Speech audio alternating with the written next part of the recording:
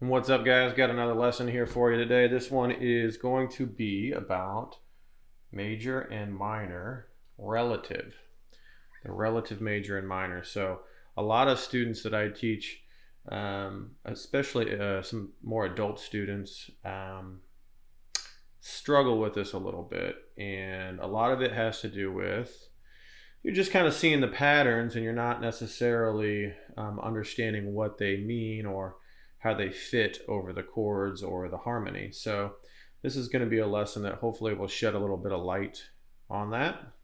So basically we've got two shapes you need to know for this lesson. I'm sure you probably know one of them. We've got the minor pentatonic scale. So that's going to be, if we start on A, we've got A, C, D, E, G, A.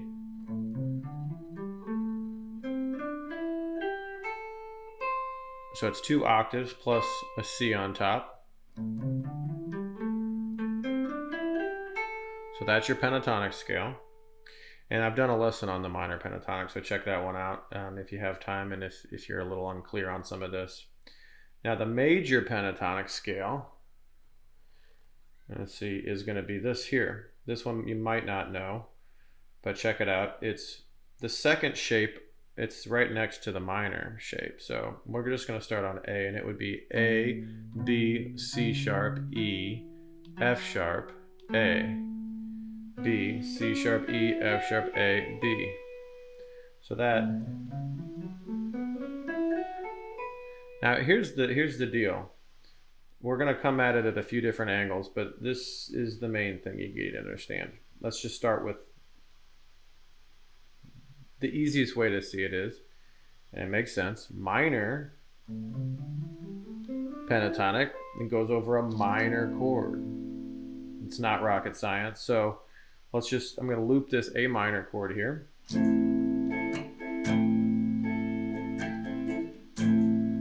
Now if I play this A minor pentatonic scale,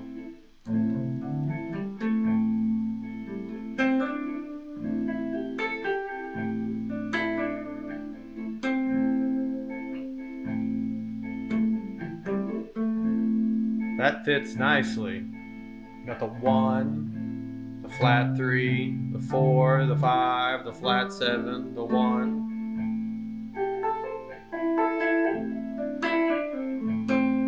So all this lines up with the minor chord. Now, if I do major, let's see what that sounds like.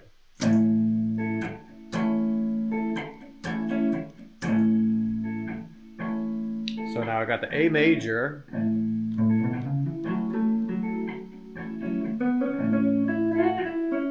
So this is a brighter sound.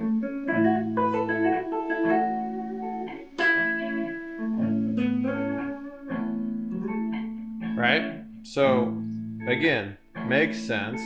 Now they're two completely different scales and they have two completely different vibes. This is where it gets confusing. So check it out. What's confusing is some players, if I say we're going to play an A major, so I'll do that.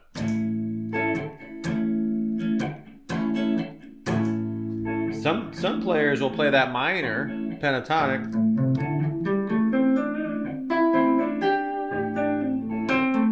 and it still sounds all right.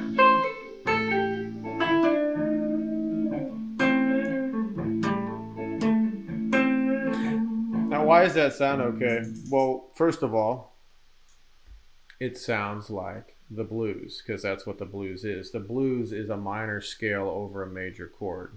So this is where a lot of the confusion gets to you, is you may be playing that minor pentatonic scale over everything. And A minor, A major, who cares? You go from sounding just like minor, more of a natural minor sound, to a bluesy sound. And if you like the blues, it's not a problem. But you need to know what you're doing, because you're missing out, and you may not want to sound like the blues. Now, there's certain times maybe you do, but if you're jamming and you just sound like the blues all the time, that can get a little annoying, a little boring too. So let's check it out. So we've got minor and major. You can play a minor over a major chord if you want it to sound bluesy. Totally can do that. Let's see what happens if I play major over a minor.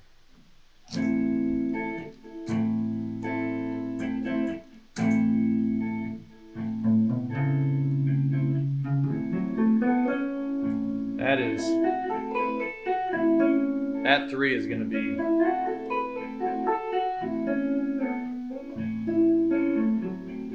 that's when you just kind of, yeah, you're just going to kind of hang it up there, and that's not going to work. That just doesn't work.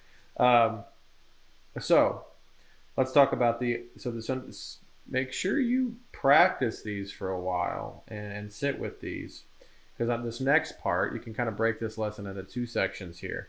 So that's section 1. Now section 2. This is, once we know that we play minor over minor, major over major, unless we're playing the blues, let's just disregard the blues for now. Blues is really its own category. So now let's take a look at the relative major and minor and what that means and how we can utilize that information. So here is what you want to know. Basically, if you know your relative major and minors, what you can do is you can take both those scale shapes and play them both in the same key.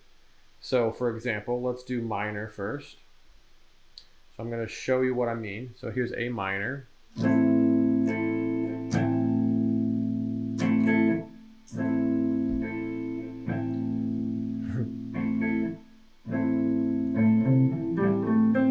Here's my minor scale.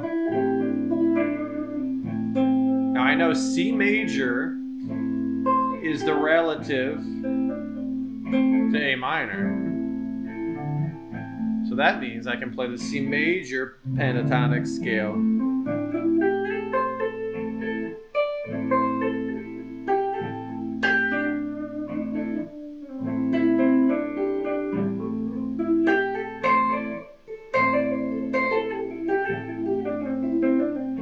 So that's super cool.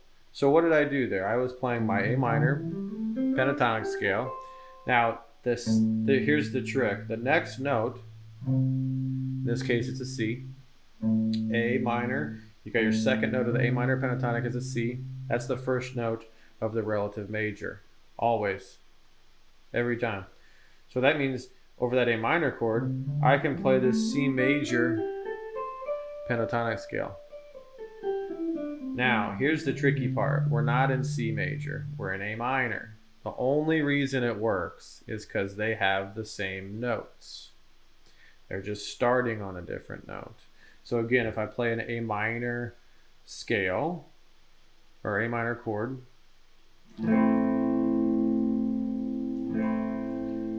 and I play this scale, A, C, D, E, G, A.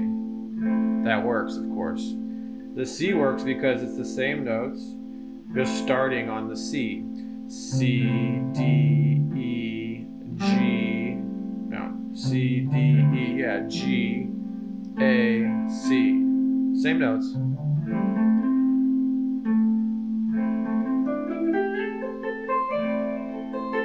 And if I end on the A in that shape, I'm going to get that minor sound, right? So, all right. So again, recap. Relative major and minor. All that means is you can play the C major shape when we're in the key of A minor. Are you playing in C major? No, you're still playing in A minor. You're just using the shape of C major, and that will help you play, bigger chunks of the fretboard. Okay, you got this. You can move around more. Now, if we do A major, let's do A major. Let's see here. So, of course, the A major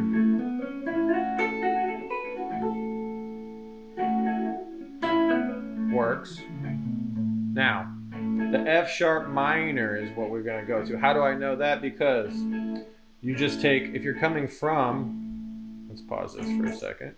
If you're coming from the major, you have to do reverse engineering. We were going up 3 half steps to find the major from the minor, so that means we got to go put your pinky on the 1 of the major and go down 3 half steps to the F sharp. F sharp minor is going to work in your A major.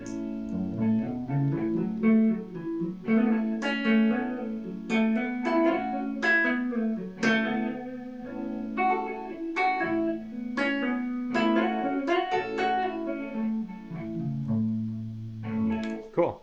So that's hopefully that sheds a little bit of light on these scales. There's so much confusion there.